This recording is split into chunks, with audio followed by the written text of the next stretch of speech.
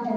इसलिए साथियों, योगी जी के, माननीय मुख्यमंत्री योगी जी के आंखों में आंखें डाल के कहती हूँ कि आपके पास पावर है, सत्ता है, आपके पास पैसा है, आप मेरी गला काट सकते हैं, लेकिन अपना खौफ सीमा गौतम की आंखों में कभी नहीं देख सकते हैं। मैं सब बता सकती हूँ, लेकिन आपके सामने झुका नहीं सकती हूँ। साथियों, मैं गोरखपुर मेयर की चुनाव लड़ी, मैं गोरखपुर मेयर की चुनाव भी लड़ी, मैं गोरखपुर योगी आदित्यनाथ जी के खिलाफ में मैं 2022 की भी चुनाव लड़ने के लिए खड़ी हो गई, लेकिन हमारा पर्चा खारिज करवा दिया गया था। और उसी समय एक महिला थी, उन्होंने एक पोस्ट किया था, कुछ शेयर किया था। आप सोचिए कि सीमा सिंह और सीमा गौतम में जो अभी बात कर रहे थे, मैं ज्यादा लोगों को तो नहीं सुन पाई हूँ, लेकिन अभी जो बात कर रहे थे सर हमारे पास पहले, तो आप देखिए कि संघियों का दिमाग कितना मतलब तेज चलता है। एक सीमा सिंह नाम की लड़की ने एक पोस्ट किया, कुछ ऐसे सामग्री पोस्ट किया और केस दर्ज होता है सहारनपुर में और पुलिस पहुंचती है सीमा गौतम के घर।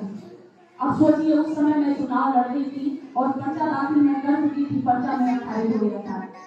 पुलिस मतलब मेरे घर पहुंच गई, मुझे अरेस्ट करने की कोशिश कर रही है, जबकि ना मैं पोस्ट की थी ना मेरे नाम में फरियाद था। तो आप सोच सकते हैं कि अम्बेडकर वादियों की खनक कहाँ तक है, कैसे है। तो इसलिए साथियों, मैं आप सभी से एक ही बात कहूंगी, जो आपके घर में बहन, बेटी, बहू जो भी है, जिनको भी आप उनको भी आगे बढ़ने की मौका दीजिए। मैं नहीं जानती कि मैं बहुत अच्छा, मेरे पास शब्द नहीं है, मैं शब्द नहीं हूँ, क्योंकि मेरी अच्छे से पढ़ाई नहीं हो पाई। आप समझ सकते हैं, 2010 में हमारे पिता का डेथ हो गया और मेरी माँ का हत्या हो गया। मैं सबसे बड़ी बेटी हूँ, अपने घर की, अपने बहन भाई को मैं पढ़ा लिखा रही हूँ, अपनी बहन को इनाम करा रही हूँ, तो मेरी पढ़ाई ठीक से नहीं हो पाई।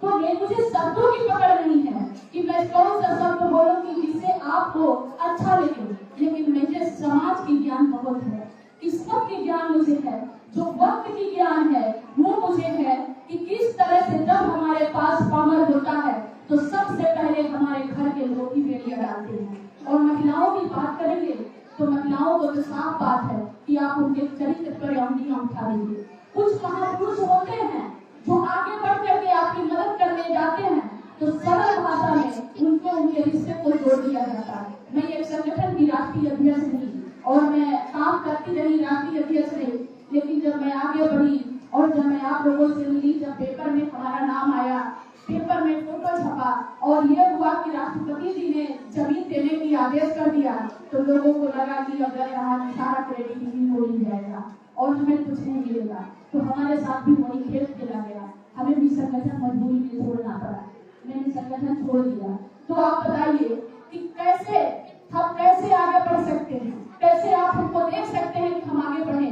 हमारे चरित्र पर सबसे आसान बात है कि मैं आपको पिता तुल्य मानती हूँ, भाई मानती हूँ, और जिनको नहीं पसंद है वो हमारे रिश्तों को गलत बना देते हैं। और हम क्या करें, हमारे जैसे हजारों सीमा गौतम सिमट कर अपनी आबरू बचाने में सिमट कर रह जाती है, कभी भी समाज के लिए आगे नहीं आ पाती है। इसलिए साथियों, मेरी तो कोशिश है कि मैं आप तक आई और मैं कहती हूँ बार बार, समाज को सुधारने के लिए मैंने बहुत कुछ तो नहीं कर रही हूँ, लेकिन आज के डेट में मुझसे 10,000 से ज्यादा महिलाएं जुड़ी हैं। उनकी उम्मीद है कि मैं उनके लिए कुछ बेहतर करूंगी, उनके लिए कुछ को सुनूंगी, उनकी आवाज बनूंगी। लेकिन लोग जो अपने ही लोग हैं, उन्होंने मेरा पेट काटने का कोई कसर नहीं छोड़ा। एक टाइम ऐसा आया भी कि मुझे लगा कि अच्छा करके कुछ हासिल नहीं होने वाला है, लगता है कि मुझे भी आत्महत्या कर लेना चाहिए। ऐसे लोगों के बीच में जीने का कोई फायदा नहीं है, जो आपको समझते नहीं हो, आपके काम को नहीं समझते हो, आपको नहीं देखते हो, आपको सपोर्ट नहीं करते हो। ऐसे लोगों के बीच में हम क्यों जिए, क्यों हम जिंदा रहना चाहें। लेकिन बाद में आया कि ये लोग जब सावित्रीबाई फुले थी तब भी ये लोग थे, और जब ये झलकारी बाई थी तब भी ये लोग थे, जब बहन मायावती थी तब भी ये लोग हैं,